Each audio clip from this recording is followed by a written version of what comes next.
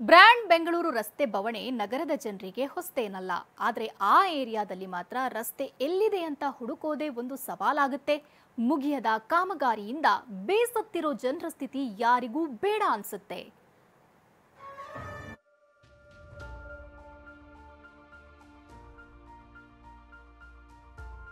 ರಸ್ತೆ ತುಂಬಾ ಮಣ್ಣು, ಅದಕ್ಕೆ ನೀರು ಬೆರೆತು ಒಂದೊಂದು ಕಡೆ ಕೆಸರು, ಮತ್ತೆ ಕೆಲವೆಡೆ ರಸ್ತೆ ಯಾವುದು ಫುಟ್ಪಾತ್ ಯಾವುದು ಅಂತಲೇ ಗೊತ್ತಾಗ್ತಿಲ್ಲ.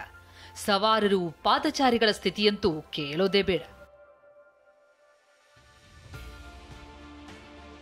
ಅಂದಾಗೆ ಇದು ಶಿವಾನಂದ ವೃತ್ತದ ಬಳಿಯ ಮಾಧವನಗರ. ಪೈಪ್ಲೈನ್, ಒಳಚರಂಡಿ, ಕೇಬಲ್ ಅಳವಡಿಕೆಗೆ ಅಂತ ಇಲ್ಲಿನ ರಸ್ತೆಗಳನ್ನ ಅಗದಿದ್ರು. ಬಳಿಕ ಮಣ್ಣಿನಿಂದ ಮುಚ್ಚಿ ಕೈ ತೊಳೆದುಕೊಂಡಿದ್ದಾರೆ.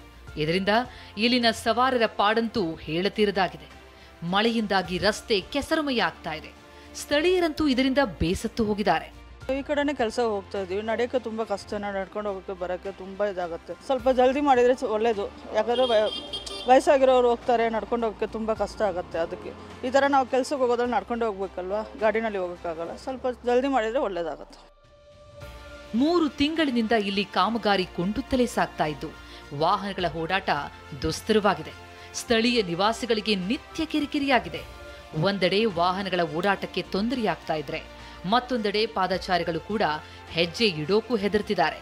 ಅದೇ ಕಷ್ಟ ಆಗ್ತಿದೆ. ಬೆಲ್ಟ್ ಹಾಕಿ ನಡಿಬೇಕಾ, ಇಲ್ಲಾಂತ ನಡಿಯೋಕೆ ಆಗಲ್ಲ. ಇಷ್ಟು ಜನ ಹಿಂಗೆ ಬಿತ್ತಾ ಇದೆ ಸ್ಕೂಟರ್ ಮೇಲೆಯಿಂದ.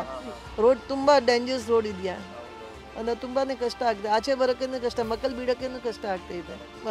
ತುಂಬ ಯಾರಿಗೆ ಸೊಂಟೆ ನೋವು, ಅದು ಕಾಲು ನೋವು ಇದೆ, ಹೆಂಗೆ ನಡಿಬೇಕಂತೆ. ನಗರದಲ್ಲಿ ಕಾಮಗಾರಿ ಮುಗಿಯೋದು ಅಂತಂದ್ರೆ ಅದು ಆಮೆ ನಡಿಗೆ ಎನ್ನೋ ಸ್ಥಿತಿ ಬಂದಿದೆ. ಆದ್ರೆ ಇದು ಜನರ ಪ್ರಾಣ ಹಿಂಡ್ತಿರೋದು ಮಾತ್ರ ಸುಳ್ಳಲ್ಲ.